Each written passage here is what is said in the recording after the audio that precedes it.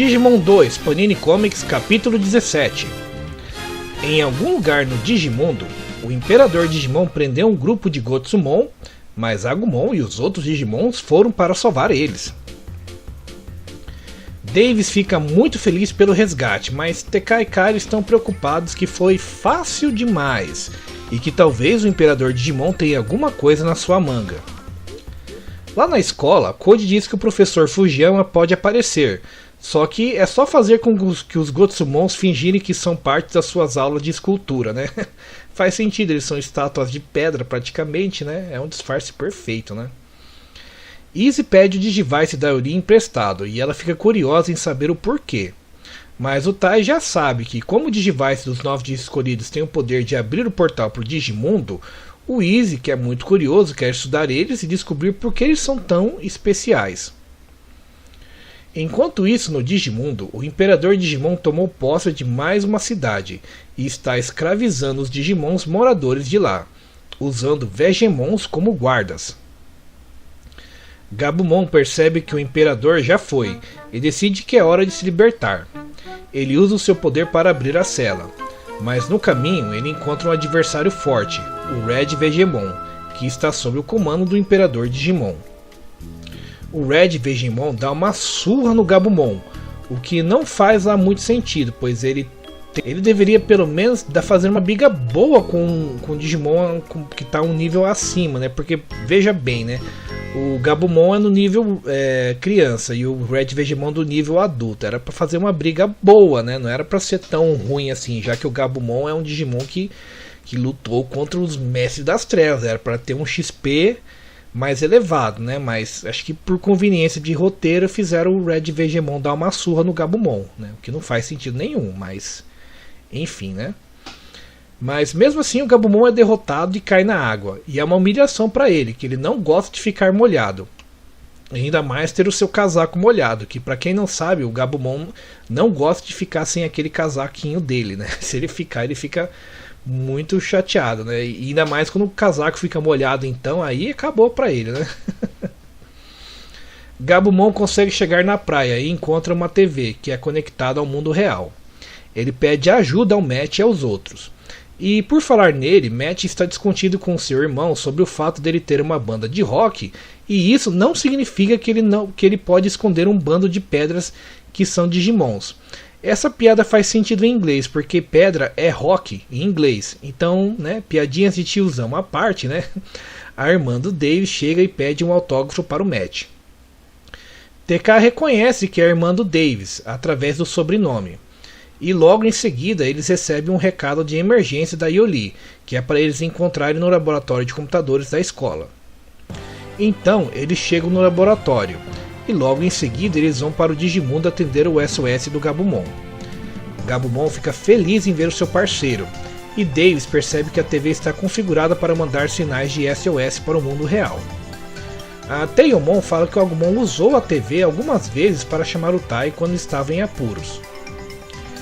Em seguida, Gabumon explicou o que aconteceu, dizendo que o Imperador Digimon apareceu na cidade chamada Santa Géria, ergueu uma torre negra, que ele chama de Torre de Controle, e colocou anéis negros em todos os moradores da cidade, e tudo isso faz parte do plano maligno dele, pelo menos de acordo com Gabumon.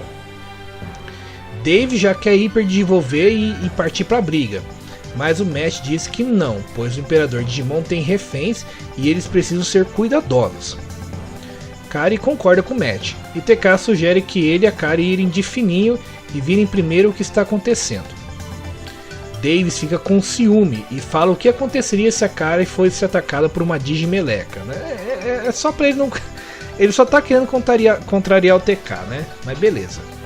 Só que o TK e a Kari apenas riem dele, o que deixa o Davis com mais ciúmes ainda. Mas mesmo assim o grupo tem um plano. O plano é fingirem que capturaram os prisioneiros fugitivos e seus amigos. Assim, os guardas deixam eles passarem e irem direto à cela dos prisioneiros que eles pretendem resgatar. Parece um bom plano. Mas o grupo enganou os guardas com anéis negros falsos, e quando o guarda percebe isso, fica em choque, pois é impossível tirar os anéis negros do Imperador Digimon. Só que a Teiyomon já mostra outra surpresa para ele, que é a sua técnica Soco de Gato. Mas Davis percebe que existem vários outros guardas e sugere que eles têm que ir para outro caminho para chegar na torre de controle. No caminho, TK fala para Davis que conheceu a sua irmã, e Davis fica bravo, por nenhum motivo, né? Pois ele acha que a irmã dele falou mal dele, e vai se ver com ela depois. Mas o Matt fica furioso com Davis, pois ele não suporta pessoas que falam mal dos seus irmãos. Os dois até quase partem para a briga. Davis tenta dar uma de durão, falando que o que ele fala da família dele é problema dele, mas a Kari repreende ele dizendo que odeia quem fala mal da sua irmã ou da sua irmã. E quando a Kari fica brava com ele, Davis percebe que pisou na bola, porque ele é gamado na Kari. Davis fica tão pra baixo que o Vimon percebe que isso e tenta animar ele, contando uma piadinha. Eu fico aqui imaginando que tipo de piada o Vimon contaria pro Davis, né? Ai, ai. Ao chegarem no precipício, eles percebem que precisam descer e que seria bom se tivesse uma corda. Mas não tem nenhuma corda ali, né? E nenhum Digimon que voa pra ajudar, né? Quer dizer, tem, né? Tem o Patamon, ele podia evoluir, né? Mas enfim. Eles não pensam nessas coisas, né? Eles... Falam, a gente tem um Digimon que voa aqui, vamos ajudar ele, pegar ele pra gente voando, né? Mas não, vamos procurar uma corda, né? Gabumon se oferece para procurar, e os Gazimons que foram salvos também querem ajudar. Mas antes deles conseguirem ajudar, eles são atacados por uma rajada de Digicocô. É isso mesmo, é Digicocô, pessoal. É Red Vegemon que está lá para atacá-los. Vimon quer lutar contra o inimigo de imediato, mas Davis avisa que ter cuidado com Red Vegemon, já que ele conseguiu vencer o Gabumon. E é um conselho sábio, né? Porque ele sabe que o Gabumon é um Digimon com mais experiência do que o Vimon dele, né? Tipo, o Gabumon já venceu vários Digimons poderosos no passado, né? Então o Gabumon era para ser um pouco mais forte, né? Mas nerfaram o Gabumon aí nessa temporada, mas beleza, né? Não só ele, né? Nerfaram todos os outros, né, Digi escolhidos, né? E como previsto, Red Vegemon vence Vimon usando seu ataque de Pimentas Chili, né? Tipo, ele tem um ataque de cocô, um ataque de chicotada, ataque de pimentas. Esse Red Vegemon ele é forte mesmo, hein? Davis vai fazer Vimon desenvolver, mas antes de qualquer coisa, ele e Code são pegos pelo Vegemon. O que não faz sentido, não era só ele gritar vai de Jove e ele podia evoluir, mas beleza, acho que eu tô criticando demais esse roteiro aqui, porque tem muita coisa que não faz sentido nenhum, sabe? E logo em seguida, Red Vegemon solta um ataque de gás fedido, que deixa Matt e Kari atordoados. Poxa, esse Vegemon tem bastante ataque, hein? Pimenta, cocô, gás fedido, o cara... o cara é ninja, velho. Mesmo estando perdendo a luta, Vimon não se deixa bater e provoca o inimigo. Davis aparentemente não pode fazer Vimon desenvolver estando amarrado, né? Que nem eu disse agora há pouco, né? Tipo, não faz sentido, era só ele gritar, vai de novo! Né? Mas parece que ele não consegue se ele estiver amarrado. E nem é amarrado pela boca, é só amarrado pelo corpo mesmo, né? Isso é meio estranho, porque geralmente o poder de Digivice se ativa em horas de perigo, né? Mas vai saber, né? Enquanto isso, Vimon vai levando uma surra do inimigo. A surra é tanta que o Code e a Kari não conseguem olhar. Realmente o Vimon é pego ali de Marte ali, né? Davis grita para o Red Vegemon acertar ele no lugar do Vimon. Enquanto o Red Vegemon dá uma lição de como cozinhar, ele bate forte no Vimon contra a Torre Negra. Gabumon percebe que a torre está rachando e que talvez ele possa desenvolver sem a influência da torre. E de fato ele consegue virar Garurumon. Davis percebe que o Gabumon desenvolveu e também é hora do Vimon desenvolver também, né? Então ele finalmente grita vai Digiovo! Não podia ter gritado antes, porra! E o Vimon hiper digivolvem para Flamedramon, a coragem flamejante. Pam, pam, pam, pam. Não posso colocar musiquinha, senão dá copyright.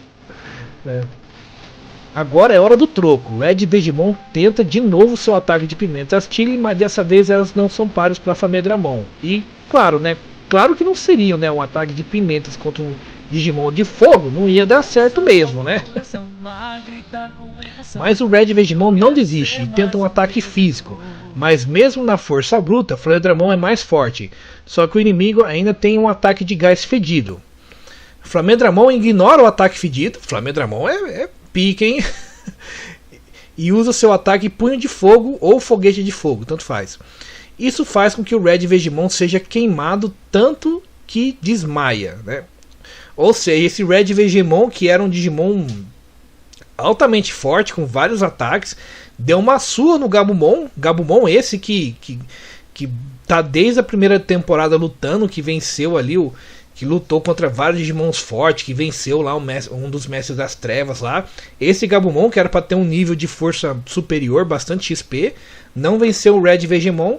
E o Vimon, que tipo lutou 2 vezes na vida, vence o Red Vegemon, né? Claro, né? O Vimon precisou evoluir e o Gabumon não, mas o Gabumon era para ter mais XP, né? Mas era para ter um nível um pouco maior de força, né? Mas enfim, né?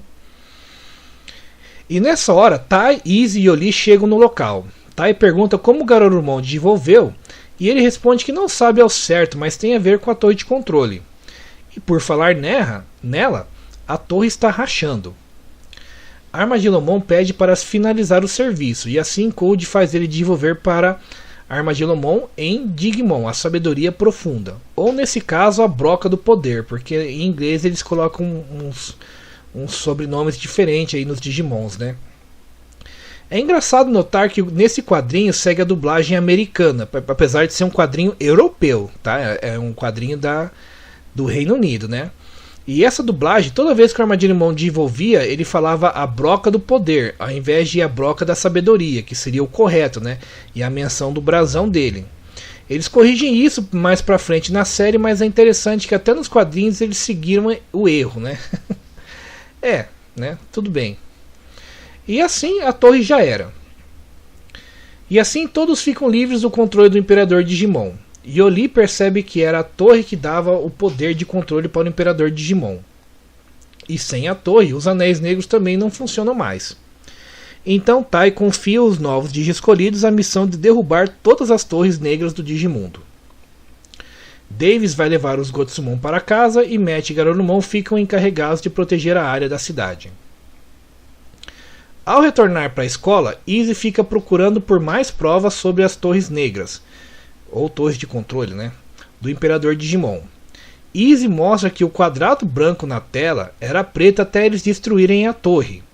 Sendo assim, cada quadrado preto significa uma torre negra. Então isso faz com que eles tenham muito trabalho pela frente, que como você pode ver na tela, está lotado de torre negra aí, né? Ao mesmo tempo, em outro lugar do Digimundo, o Imperador Digimon percebe que uma das suas torres foi destruída, mas essa não era uma área de muita importância no plano mestre dele. Em cerca de 1 ano ele vai dominar todas as áreas e assim o Digimundo inteiro. Não perca na próxima edição o plano do Imperador Digimon.